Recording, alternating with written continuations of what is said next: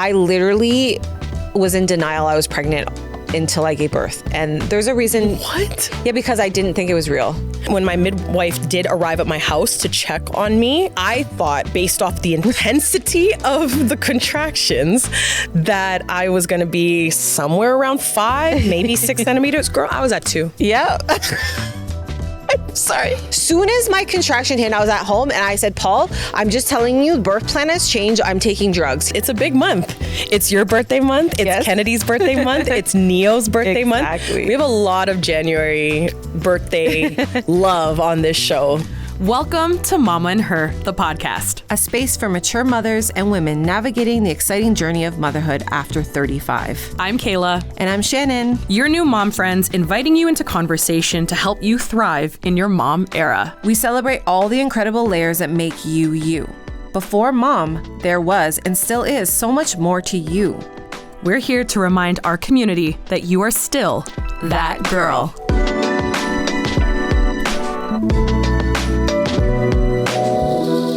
Welcome back to another episode of Mama and Her, the podcast where motherhood, faith, and community meet. I'm Kayla. And I'm Shannon.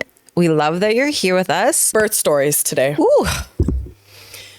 Whew. Mine was quite a journey. Okay, so let's dive into yours. And let's start with what your birth. So I didn't realize till honestly a month before I was about to give birth that usually you have like my doctor was like, what's your birth plan?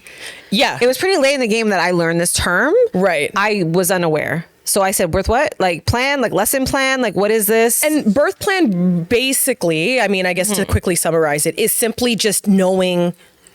It's kind of just having somewhat of a strategy. Yes. So like a blueprint-ish. Of how it should go if in a perfect scenario. How would you want it to go? Correct. Exactly. In your wishes. Yeah. Yes. So, okay, I guess we'll Tell me your birth plan versus how it went down. expectation versus reality. First off, Kennedy was born on January 23rd at 41 weeks. Okay. Yeah. So I was late, a 1 week late, right? Because, as everyone knows, 40 that's the number, right? And so, yeah, her initial due date was January 17th. Hence why when I was days late, you're thinking your birthday really was a possibility. It was. I was nervous. Yeah. Yeah. So as far as my game plan went, or what I envisioned and what I wanted, is I wanted to have a natural birth. Okay. At home. I know. I was like, you go, girl. Yeah. I was a little bit envious. I was like, I wish I had that opportunity. I was very excited for you. Wanted that. That's what I envisioned. Being an athlete, being someone who I felt like overall, I thought I had a relatively smooth pregnancy, no major hiccups. Yeah. For all intents and purposes, I was blessed in that nature.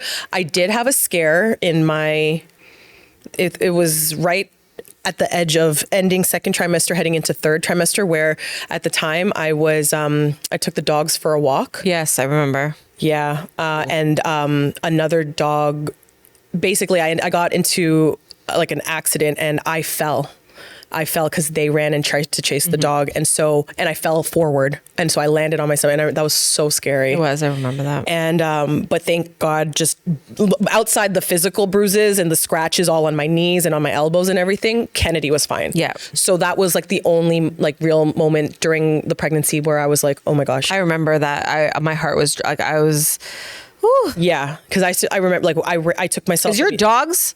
They're huge. Big, yeah, big right? dogs, and it wasn't their fault. It's just the type. They're so protective, and But it was also too like it was at night. It was raining. Like it was all the things. So anyway, that happened. Went to the hospital. They checked my heart rate, all that, and it was fine. So fast forward to really at this point January, but actually even the December 2021, I was thinking she may come early. Right? I remember starting to feel Jackson Hicks. Hicks? Yeah, Braxton. Jackson. I was like, who's Jackson? Jackson. There we go. Braxton Hicks. Brax. Yeah. Yeah. So I'm thinking, oh my gosh, is this happening? And I remember the last time I got checked, like everything was going right. Like she was facing. Yeah. So I was like, okay. But she was warm and cozy in there. So, 38 It was weeks. January. Yeah. 38 weeks, like nothing too crazy. Like, yes, contractions were, or at least what I thought, like the hits were coming, but nothing crazy. 39, nothing. So this is like, at this point, this is like Christmas. Now this is into the new year. So this is January now. 39 weeks, nothing. 40. And I was like, okay.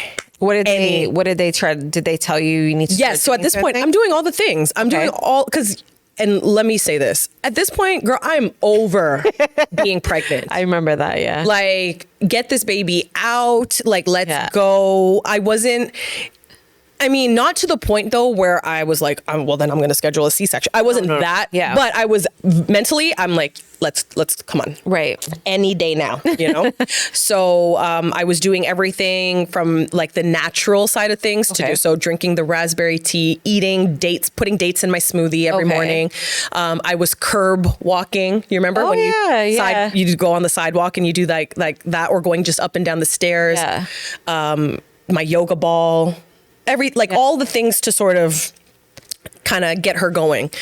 Nothing was working. No, she's like, I'm not coming. And then finally it was, so at that point I was 45 days. And I remember it was Friday morning. It was like around 11 a.m. And then the contractions started and I was just like, okay, I think this is it. Like, this is game time. Game time. And I had went to the grocery store. Okay. It was like the last run. Because like you said, this is middle of January and we were in a snowstorm. Okay, pause for a sec. So at this moment, you didn't have an OB. What you had? You didn't have an OB. You had so yeah, that's another part, I guess, of my birth plan is I went the midwife route. Yes. Yep. So your pool is already set up. Yes. Okay. Pool is already. So I had a midwife from the very beginning. Like, so when I found out I was pregnant and I was able to make that decision, do I want to go the OB route or do I want to go midwife? I went midwifery. Okay. And so had my midwife on standby. She was aware. Well, two of them were aware, right? And at this point, like, they were also aware of my plan of I wanted, as long as everything goes right. So I rented the pool, filled it up. Well, at this point it was filled up, and then we were just gonna added like hot water in it to like make it warm. But it was there, lined with like towels all around, but it was in the dead smack in our living room. And so then I started feeling the contractions that morning. So that was early Saturday morning. And they just kept coming. And it was I labored for 50 hours. Girl. Without taking any type of drugs. I didn't say not 15. Yeah, 50. 50. I know, because I remember when I was messaging you, I'm like, is this still happening? This is definitely still happening. Yeah, because I really wanted an at-home natural birth. And so I labored. I did all the things. I was 50. 50. Girl, it was a weekend. It was a weekend marathon. That's how I do it. And so, I was just doing all the things. I got a little bit of sleep the first 24 hours, like napping here and there. But when they really started to intensify, I was not able to sleep. Right? So at this point, when my midwife did arrive at my house to check on me, I remember the first check, I thought, based off the intensity of the contractions, that I was going to be somewhere around 5, maybe 6 centimeters. Girl, I was at 2. Yeah. I'm sorry. I remember that moment because I was like, give me the drugs. I was like, what do you mean? Yeah. What do you mean I am at nothing prepares you for that. And that really is that's a mind. So did she do the sweep? Do you know what I'm talking about? Yeah. What was it called? What is it called? I forget. But I know what you're talking the word about. Sweep is in there. Yes, it's something sweep. To membrane. Membrane sweep? Oh. Is it? No, that's mucous membrane. Did your mucous membrane fall out? Girl, I don't know. Did your water break? We didn't. No, so we're not there yet. Oh, not yet. okay, At this okay, point in okay. the story, no, my water had not broken Okay. yet. So I'm simply laboring right now. So I'm dealing with these contractions and they are intensifying. So then when she tells me I'm at 2 and I'm over here like, I think I'm a relatively strong woman. I can handle pain. Yes, I'm you like, can. You've had but knee I was like, surgery. right? Yeah, ACL, you torn the like, ACL. I've Yeah. rehabbed. I've gone through some painful things, right? Yes. And I'm over here like, I would have pegged that pain thus far for these before she checked me. That was at around an 8.5. Like we're getting up there. Yeah. And so to know, I'm like, and I'm only at 2. So I was like, okay, deep breath. We're gonna mentally, we're going to continue, like just keep my head down, stay focused on breathing through these contractions and go. And so the hours continue to pass. Did anytime you just lose it, like you're crying or like, did it get to you? Because 50 hours, I didn't even last that long. I was not trying to last that long. So short answer is yes. So fast forward, at this point now it's like 11, it's approaching midnight going into Sunday. Okay. So this is January 22nd. Yes. And I remember I've done all the things. She made me do stairs. She made me do like hip exercise, all these things just to try to continue to like move baby girl down. And I remember, okay, we're going to check. Like she was like, I'm hopeful that we've made some progress. I was at 4 centimeters. Jeez. And at this point we are approaching, we're past 24 hours. We're well past, exhausted. Yeah. And so we're actually approaching now, this is closer to almost like 36.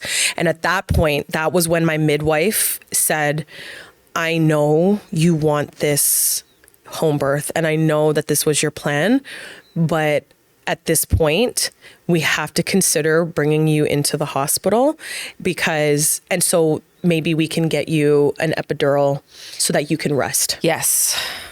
And that's when I broke down. Of course. I cried because I just felt like in that moment, it felt like my body was failing me. Why was I not progressing the way I thought I should be progressing? And I was enduring all of this pain but with no reward. Like I should be at 8 by now, right? Or somewhere closer to 10 centimeters.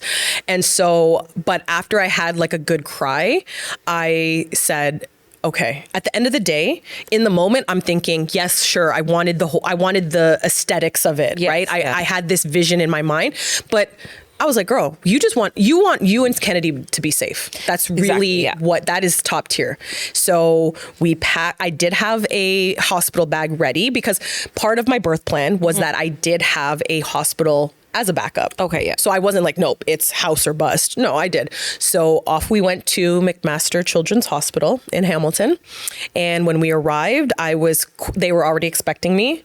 And again, this was on the tail end of COVID. So it was only like bare minimum people, VIPs only, right? So myself, Kennedy's dad, the midwife, and the anesthesiologist came in the room pretty quickly. Okay. And boom, administered the epidural. Thank God, because that went smoothly. That went very smoothly. Okay, good.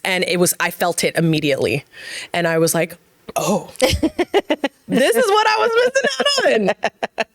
Hey, why didn't I do this sooner? No, okay, but yes, it was immediate, and at this point, it's like 3-4 in the morning. So I was of January 23rd. and I was exhausted, and so they were like, you need some rest. So I slept probably for about maybe 4 or 5 hours, and when I woke up and the nurse came in to check me, not only was I at 10 centimeters, my water had also broke. The epidural honestly does that. Yeah. I did not know. So it was like my body just needed rest. Yeah.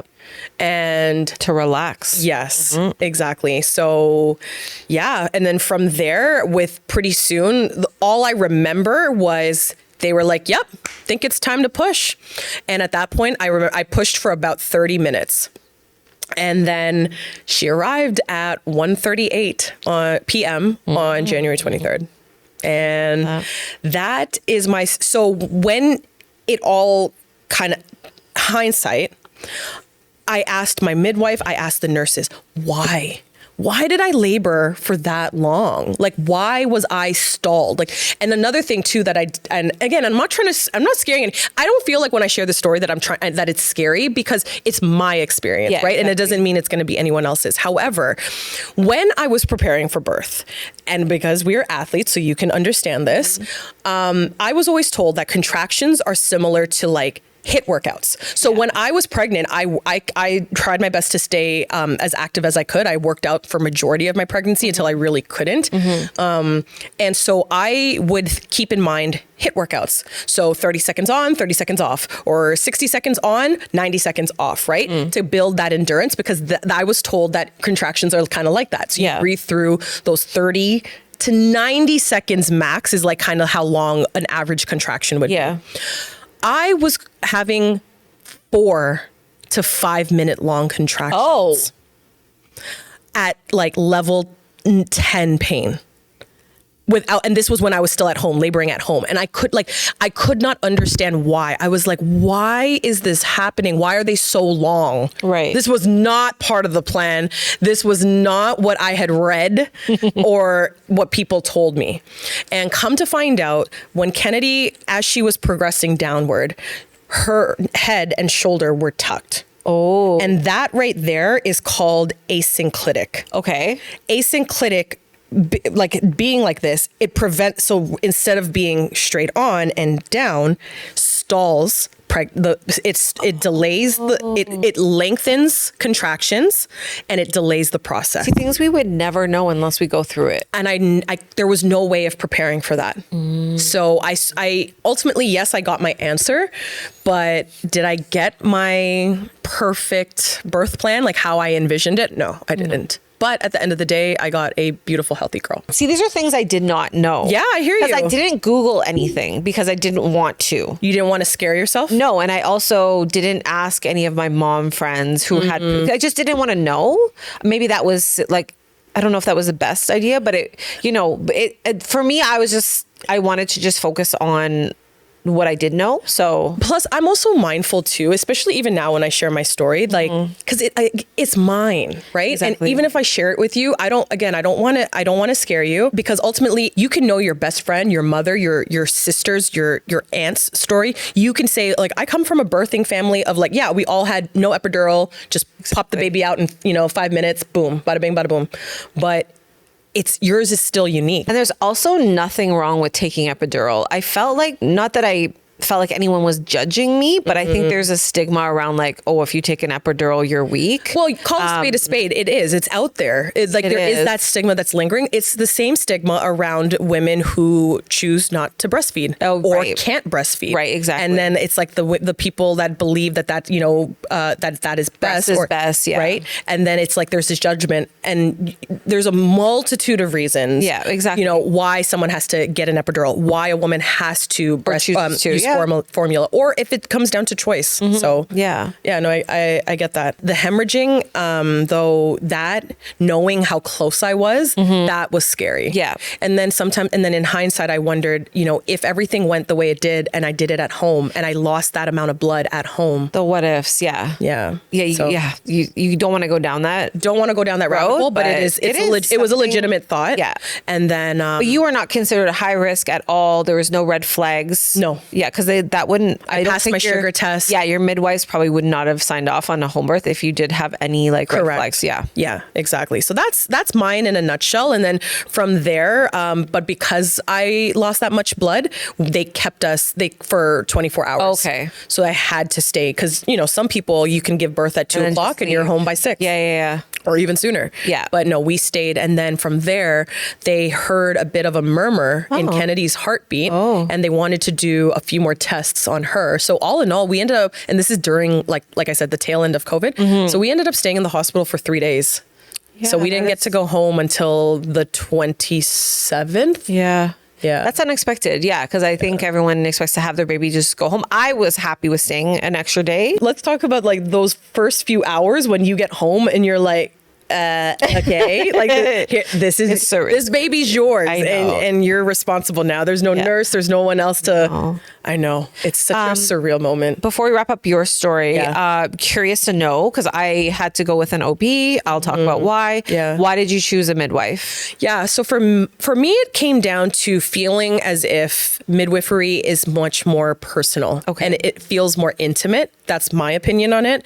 And I just remember when I spoke to women who did have an OB, a lot of them felt like it was just very technical.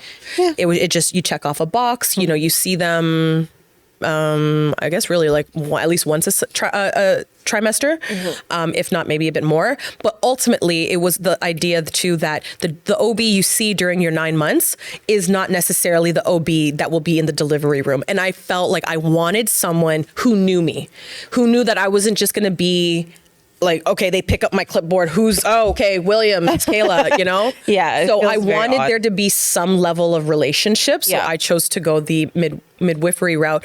Ironically enough, though, because I labored so long, the midwife who was with me, who was with me for at least the first, I'd say 75% of my laboring, she ended up having to go home because there's rules when it comes to like, they can only be on call or on schedule for so many hours, and then you have to switch off. So I ended up having a midwife who I did not know. Wow. But thank God she ended up being lovely. Yeah. And I was very grateful that she was the one in the room when I did finally give birth. Cannot plan these things. Cannot. No. Yeah. So that's mine. It's time for yours. Oh, yeah. So I guess, naturally, let's start with Neo's, your first birth story. Yeah. I won't go into pregnancy because we'll talk about that on a whole other episode. Yeah. But he was due around my birthday. Right? Because you guys are pretty much birthday buddies. Yeah. And again, I'm pretty self-centered when it comes to my birthday. And I was like, maybe this is God's way of like humbling me, like maybe making you less share my birthday. Yeah. I was like, fine. So for Nehemiah, who's due on the 25th, I felt great going up to it. Raspberry tea leaf, all the things, you know, exercising, walking. I wasn't like, there was literally no signs I was going into labor. Paul had to go to work Friday night. He works a youth program. So I told him to go because we were due the next day, right? I told him to go. I was fine. And then when he left, it was around 7 p.m. on the 24th of January. And I started to feel some cramping. And I did see some blood. Okay. So that freaked me out. That's scary. Yeah. Yeah, it did. So basically, a little insight, like I literally was in denial I was pregnant until I gave birth. And there's a reason. What? Yeah, because I didn't think it was real. Because of my history. So it's so crazy for me to say. I haven't shared that with anyone, but like I didn't take professional maternity photos. I just, because I was like, I need to see my baby. You were holding your breath all 9 months. I was, even though this was a miracle, I knew like there's no way that God would give me this baby naturally after everything and not follow through. But there were so many things that were happening and I was like, I am not. So I was literally in denial up until I started to like have contractions. So this is happening. So he went to work. I saw blood and I was like, uh-oh. And then no water breaking, nothing. I called him. He rushed home. He was freaking out. It was a snowstorm. That's the thing about January babies too. So I had to give birth at Sunnybrook, which is a high risk hospital for women. I was labeled high risk just due to the fact of age and the fact that I have not carried baby to term and lost a baby, but I have had lots of instances where I wasn't able to carry a child, embryos, whatnot. So they labeled me as that, which is why I wasn't able to go the midwife route. That made me a little sad, but then again, I'm like, listen, I wasn't supposed to be able to have a child. So like, I'm good. I'm going to just take my OB. She was at Sunnybrook. Again, like you said, a little bit cold, little bit like, you know, in and out. There was no, like, I was trying to like, you know, not be friends with her, but like, you know, how I feel a connection. A little warm. Yeah, it wasn't like that at all. I was like, wow, she's all about business, but little did I know she is so good at her job, you know. Okay. And that's the bottom line. Basically, like, I don't need a friend. I need you to deliver a healthy baby and keep me alive. Hello. So I found that out with Naya, actually, because there was a complication with her. But for Nehemiah, I go to the hospital. Again, COVID hasn't hit yet. So we're like, I really wanted my mom there. And it was weird because Paul's mom, I didn't ask her to be there either, which I'm wondering like why I decided just to have me and him, but we were there and it felt like just very intimate. And my doctor was on call, like she was there. Okay. So I was very happy with that. Cause again, I wasn't kind of aware of the fact that there's a chance you're not going to have your doctor. I learned this as I went, but yeah, I went in first thing. I was like gripping the car. Like I was in pain. And again, I have a very high pain threshold. I've lived with endometriosis since I've had my period. Athlete, like I ran 400 meters. Like I have a very high lactic acid threshold. Do you know what I mean? Like who runs 400 meters for fun, right? So I was like in my head, I'm like, I got this natural. So, my birth plan, right? Yeah. So you too wanted to have a natural birth. Natural. Yes. So I thought that was what strong women do. Like me. Natural, and pretty much that was it. Cause like, and it's not that you weren't opposed to epidural, but you were just like, right, I'm strong, I'm capable, why not? Right. And then my contractions hit and I almost fell over. So I was like, oh no. Soon as my contraction hit, I was at home and I said, Paul, I'm just telling you, birth plan has changed. I'm taking drugs. He's like, do whatever you could. He was very supportive. Like at first he was like, are you sure it's safe? I'm like, listen, I think I was born with an epidural. I'm good. Like, so no, we're gonna pray over this. We're fine. Right. Like we're good. So get to the hospital. First thing I said is like, where's the guy or the woman? Like, where are the people? Where's the anesthesiologist? Like, I need, like, come on, let's go. Before he or she goes on their break, bring it. The big takeaway from this is that yours will be different too. Exactly. For anyone out there who maybe is listening and hasn't experienced it, I will say, hearing people's stories before I had my own, it kind of scared me. But then when I became pregnant, like I understood though that you are so much stronger than you think. And the things that we go through, like all of this is just examples of how incredible women are, how strong we are, the way in which we persevere, all for the sake of our children. Yeah. Right. And then ultimately, right, these are also 3 stories of, thank God, women of color who have came out unsafe, because that's another thing too, right? When it comes to the healthcare system and not feeling seen or heard, or being trusted that, hey, something doesn't feel right, something's off, right? And being listened to. Yeah, exactly. Yeah. So there you have it. It's just so nice to go back to those moments. I'm getting like kind of excited. Yeah, you remember, like you think back, like you remember the room, like what it looked like and all of those things. I still remember walking into the bathroom and looking at the mirror and being so amazed that I still looked so pregnant. I still looked 100% not pregnant. Like, and again, but when you don't know these things, like you just expect like, boop, okay, baby's out. So like that it just kind of falls. No. And I think more people are sharing these things on social media now. I agree. Than before. Yeah. Unless like I wasn't really looking at certain things, before I got pregnant. But there's a lot of reality checks and just coming back to like, we're the vessel that carried the life to bring the life.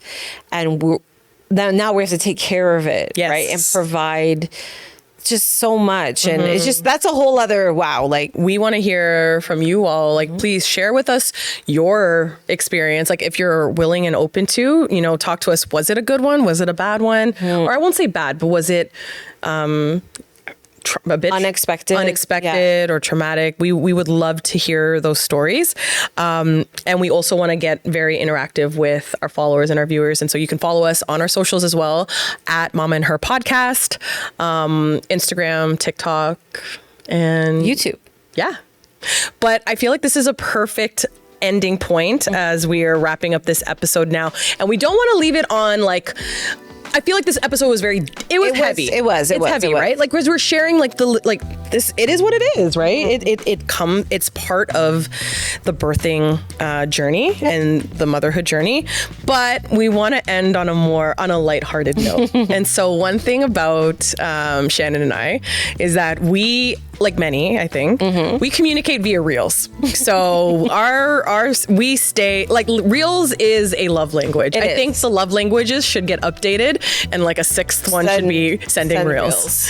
And so we have so many, especially when it comes to just relatable motherhood, that I think a lot of you out there can maybe perhaps relate to.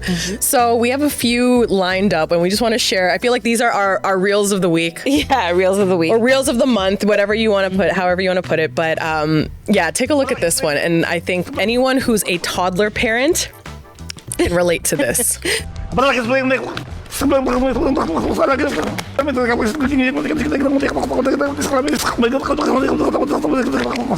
Can I tell you that literally this has been me all week?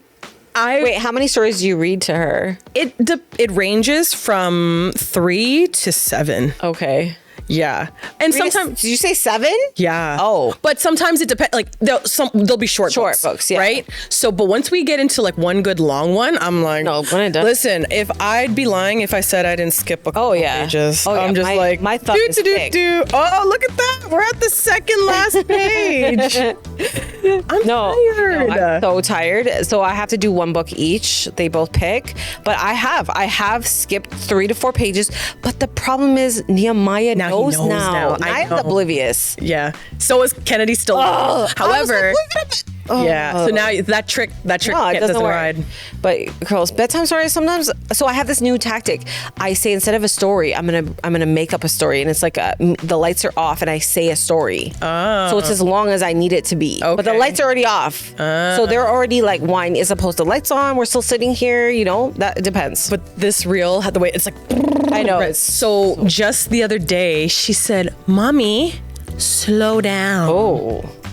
You're going. I said, it was one of those. I was like, A is for asparagus. It's like the alphabet of vegetables. A is for asparagus. B is for green beans.